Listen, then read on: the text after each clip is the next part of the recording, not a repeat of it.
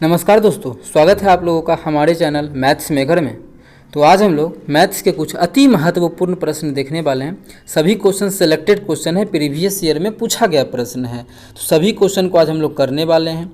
कहीं भी किसी प्रकार का कोई भी दिक्कत हो किसी भी क्वेश्चन में तो कमेंट करके पूछ सकते हैं। ये आपका अपना चैनल है मैथ्स मेकर, ठीक है। अगर वीडियो अच्छी लगे तो हमारे इस वीडियो को लाइक कीजिएगा, अपने सभी दोस्तों के साथ ज़्यादा से ज़्यादा शेयर कीजिएगा। सभी क्वेश्चन रेलवे और एसएससी, ठीक है, एसएससी में 8 से 10 बार पूछा गया प्रश्न है, ठीक है। दोनों में जो है 8 से 10 बार पूछा गया प्रश्न है। सभी क्वेश्चन जो है बिहार पुलिस हो चाहे यूपी पुलिस हो, सभी के लिए बहुत ही इंपॉर्टेंट रहने वाला है। तो वीडियो के लास्ट तक बने रहिएगा। कहीं भी किसी प्रकार का कोई भी दिक्कत हो तो कमेंट करके पूछ सकते हैं। ये आपका अपना चैनल है मैथ्स मेकर। देखिएगा, मोहित एक मेज 25% के लाभ पर बेचता है। अगर मानिए कोई वस्तु का क्रय मूल्य है, स्टेप बाय स्टेप पढ़ते हैं, करते जाते हैं।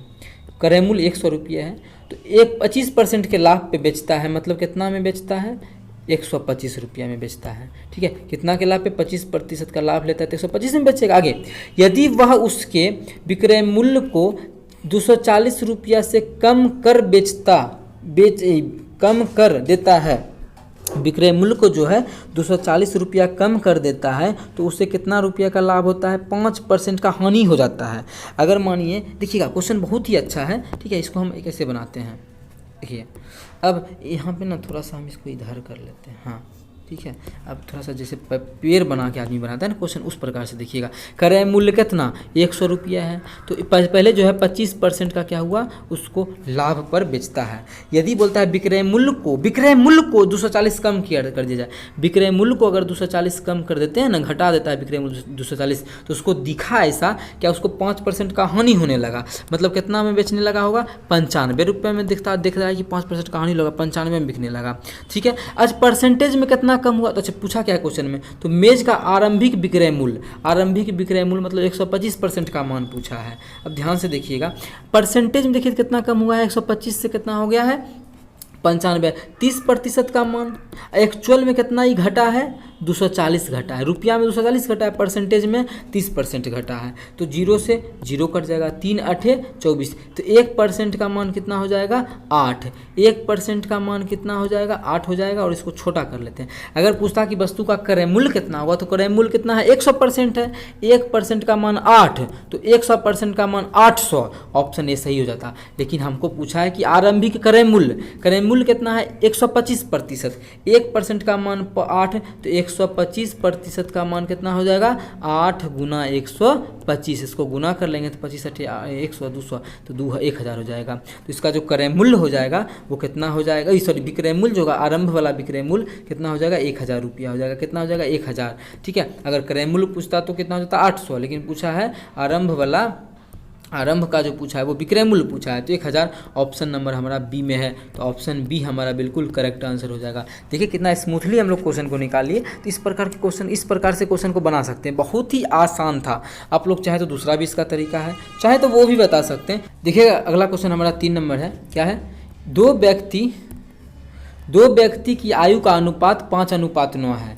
दो व्यक्ति का आयु का जो अनुपात है 5:9 है, और उनमें से एक की आयु दूसरे की आयु से 40 वर्ष अधिक है।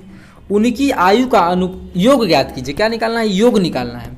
अच्छा देखिए, एक का जो उम्र है वो दूसरे से कितना अधिक है, 40 वर्ष अधिक है। एक्चुअल में तो 40 वर्ष अधिक है, लेकिन हम लोग का जो अनुपात में अधिक है वो कितना अधिक है, देखिएगा तो अनुपात में एगो 4 वर्ष 5 अनुपात में है, एगो 9 अनुपात में है। तो अनुपात में कितना ज़्यादा है, 4 ज़्यादा है। अनुपात में 4 ज़्यादा है, एक्चुअल में कितना ज़्यादा है, 40 ज़्यादा है। कितना ज़्यादा है, कितना गुना ज़्यादा है, मान निकालेंगे, 1 अनुपात का मान निकल जाएगा 10, ठीक है। कितना निकल जाएगा, 10 वर्ष। 1 अनुपात का मान 10 वर्ष, ठीक है। अगर देखिए पूछा क्या है, दोनों के आयु का योग कितना होगा, अनुपात में दोनों के आयु का योग कितना हो जाएगा, 14। तो एक अनुपात का मान 10 वर्ष, तो 14 का मान कितना हो जाएगा, अगर हम 10 से गुना कर देंगे तो 140। तो 1 अनुपात का मान 10 वर्ष, 14 अनुपात का मान 140 वर्ष। तो ऑप्शन दोनों की आयु का योगफल हो जाएगा 140।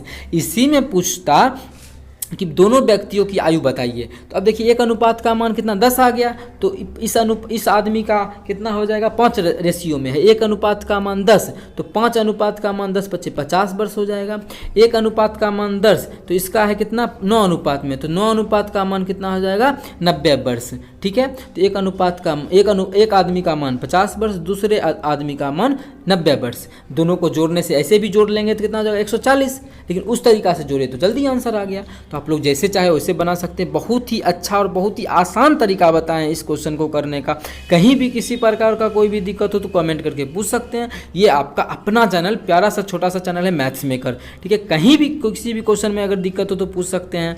अगर आप लोग को अच्छा लग रहा है वीडियो तो हमारे इस वीडियो को लाइक करें और ज़्यादा से ज़्यादा शेयर करें अपने सभी दोस्तों के पास। देखिएगा अगला क्वेश्चन 4 नंबर क्वेश्चन है। एक चिड़ियाघर में मोर और चीता है। क्या क्या है? मोर है और चीता है। मोर का 2 गो टंगड़ी होता है और चीता का 4 गो पैर होता है। ठीक है, आगे देखते हैं। यदि उनके सिरों का संख्या 400 है, उनके सिरों की जो संख्या, हेड की जो संख्या है, टोटल हेड का जो नंबर ऑफ हेड है वो 400 है। 400 तो जानवरों होगा, 400 हेड है 400 जानवर। लेकिन उनके पैरों की संख्या, लेग का जो संख्या है वो है 1160। तो पूछा है चिड़ियाघर में चीता की संख्या ज्ञात कीजिए। एक्स बाई मान के तो हम लोग नहीं बनाएंगे, हम लोग ट्रिक से बनाएंगे। देखिएगा आप लोग को जो ट्रिक बता रहे हैं उसमें जो हमेशा निकलता है वो निकलता है किसका? 4 पैरों वाला जानवर की संख्या। अब देखिए 2 पैरों वाला का कैसे निकालेंगे, उसका भी ट्रिक होता है, लेकिन नहीं जानना है। 4 पैर वाला का इससे निकालेंगे, 2 पैर वाला का भी इसी से निकालेंगे। देखिएगा ये जो ट्रिक अभी बता रहे हैं सिंपली समझिएगा। 4 पैर वाला जानवर का संख्या निकलेगा, क्या है?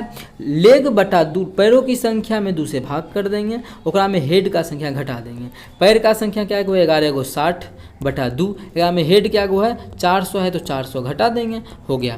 1160 में 2 से भाग करेंगे तो हो जाएगा 580। 5 दूना 10, 8 दूना 16, कितना? 580 में 400 घटा देंगे कितना? 180।